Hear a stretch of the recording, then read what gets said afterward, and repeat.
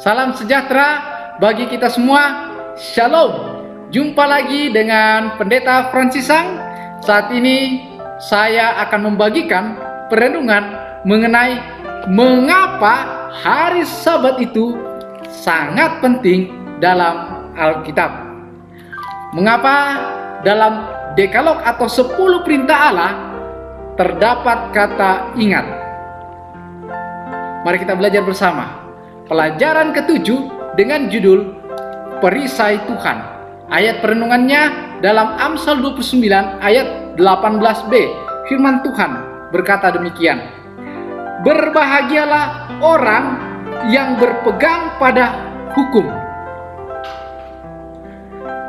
Hanya ada satu pengharapan bagi umat manusia, supaya ke dalam unsur-unsur yang penuh pertentangan dan merusak yang besar ini dapat ditaburkan ragi yang baru, supaya kuasa kehidupan baru dapat dibawa kepada umat manusia, supaya pengetahuan tentang Allah dapat dipulihkan kepada dunia, yaitu Kristus datang ke dunia ini untuk memulihkan pengetahuan ini.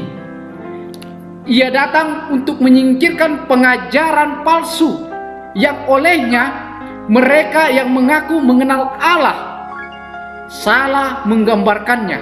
Dia datang untuk menyatakan sifat hukumnya dan menyatakan keindahan kesucian itu dengan tabiatnya sendiri.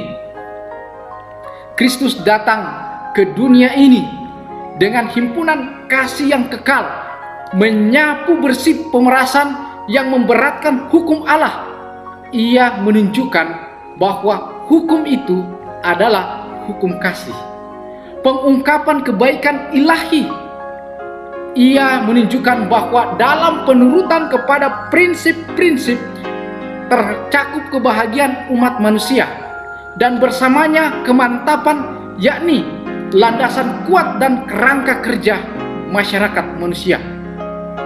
Jadi, jauh dari membuat tuntutan yang sewenang-wenang, hukum Allah diberikan kepada manusia sebagai pagar, sebagai tameng, sebagai pelindung. Siapa saja yang menerima prinsip-prinsip ini akan terpelihara dari kejahatan. Saya ulang, siapa saja yang menerima prinsip-prinsip hukumnya akan terpelihara dari kejahatan. Kesetiaan kepada Allah mencakup kesetiaan kepada manusia. Jadi, hukum itu menjaga hak-hak kepribadian setiap makhluk manusia. Hukum itu mengekang atasan supaya jangan menindas bawahan, dan bawahan supaya jangan melanggar. Hukum itu menjamin kesejahteraan manusia baik di dunia ini maupun di dunia yang akan datang.